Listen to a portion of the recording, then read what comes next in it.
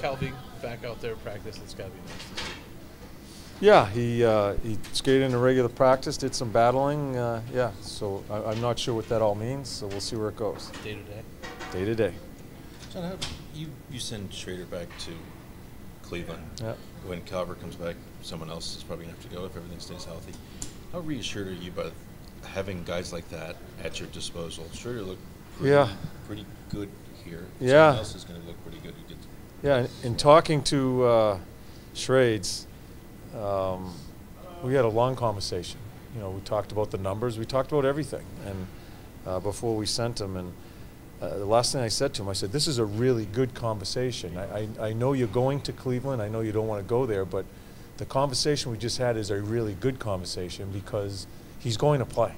He's going to be here, and you're going to have injuries. So I'm really excited about how he played. You know what I told you about his camp before he got hurt. Yeah. So this isn't a negative thing. Of course, everybody wants to be with the National Hockey League team. We can't do it. But to have that team down the road and some of the play we've gotten out of him and Dolps too, and it's exciting. So it wasn't a bad conversation, although he was going back to the minors. Yeah, yeah. And you feel assured that you've got guys there that you know are NHL type guys, but you need yeah. I mean, we've seen him. Yeah, Carly, we want him to play. When he came back from his injury, it was just a little bit slow and everything, and that's a tough position to play. And he's still such a young guy. We want him to get a ton of minutes down there. The fact you guys sent him down, is that a sign that you're happy with Harrington, how he played? Or? Harry played good, yeah. But with Carly, we made the decision that he needed to go play. Remember, he's a kid. We needed to get some minutes under him.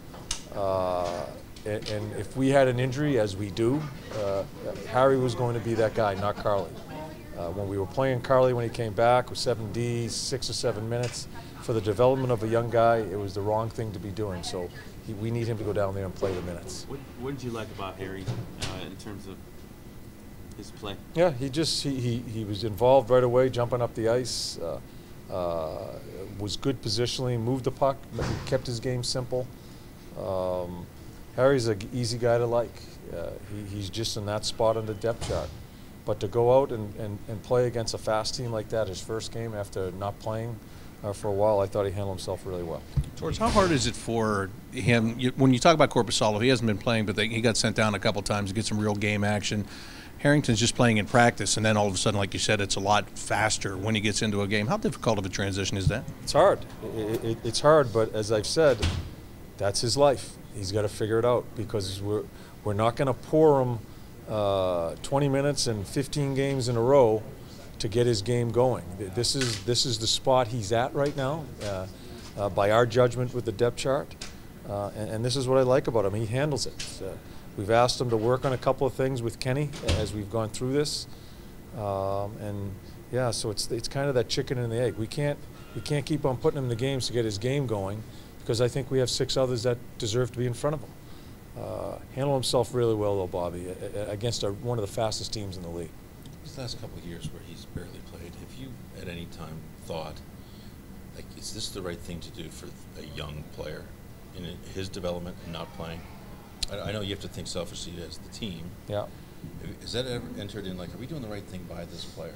Well, it is what it is. I don't know how to answer it because I have to make decisions for what's good for the team. Yeah. I think we tend to kind of feel sorry for the player. I can't feel sorry for the player. We talk about this as an organization all the time, and we really feel with Harry practicing with us at the tempo we try to practice at is the right thing to do right now with him. And or you know, during that time you're talking about it now. That's where he is.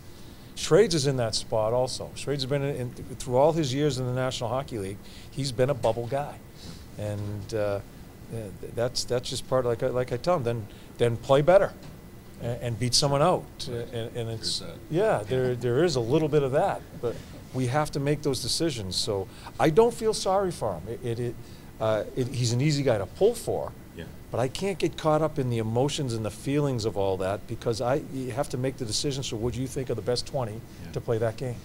You have a back-to-back coming up here. If you need a 7th defenseman just for the back-to-back, Yeah. do you leave Carlson there in Cleveland to play and bring up somebody I else? believe what we're going to do there is Carly's going to play, and depending on what happens with Murr here in the next little while, we haven't totally made that decision, but someone will be here.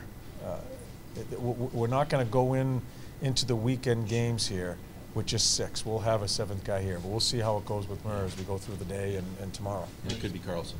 Could be Carlson. Yeah. Could be Carlson. But again, that's what's so great about our situation. He can go play, Right. and we can get him here. Sure. You know. So yeah, we're certainly thinking about that as we enter the weekend. Alex, how much time are you spending right now reinforcing the positives? We like to ask about things that aren't necessarily going well, and some of the things you don't want to talk about. But how much time with this team do you reinforce the positives of where they are after? We do it all the time. The thing I like about what's going on here is I think we have a lot of things to work on. I think a lot of guys have to get better, and we're still sitting in a pretty good spot. So to me, that is the first thing we talked about, at least when I came into the organization, is what is our standard?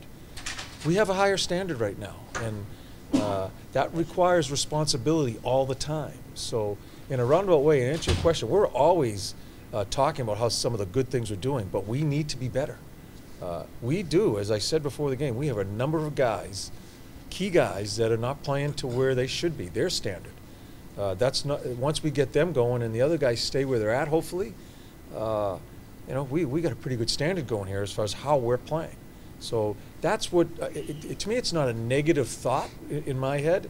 It is wanting to play to the standard that we want to get to, so we can be one of the better teams in the league. And I think that's a really healthy thing going on around our team right now. Along those lines, a couple of weeks ago, you mentioned if you had healthy forwards that there may have been a veteran forward that you might have possibly sat out because of that.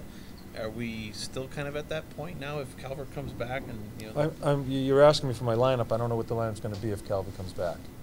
well, That changes every day with me. It's not like I'm going to get that guy. Right. When Calvert comes back, he's going to. I guess I was just just asking more broad, like in general terms. Is that still kind of like a well, I always possibility? run the team in if there's a guy playing better and another guy struggling, I don't care if it's a young guy or old guy. Right. And this is if Calvi comes back, I'm not sure if he is or when he is, then you have some things, you have some decisions to make here. And in my mind, it's not all, and the team has been alerted, it's not always going to be that guy that you probably think's going to be out. Right. I don't think that's right. And it goes back to trying to keep the standard of a hockey club. Yeah. I don't differentiate as far as money, age, stature. I can't. It's not fair. I sat Winnie out. I sat Savvy out. Guys that probably didn't think they were going to be sat out. I think, and it's not trying to cause a stir. It's just trying to be honest with the team as far as where we are and who are the best 20 to play that particular night. Just to clarify on Murr, go ahead.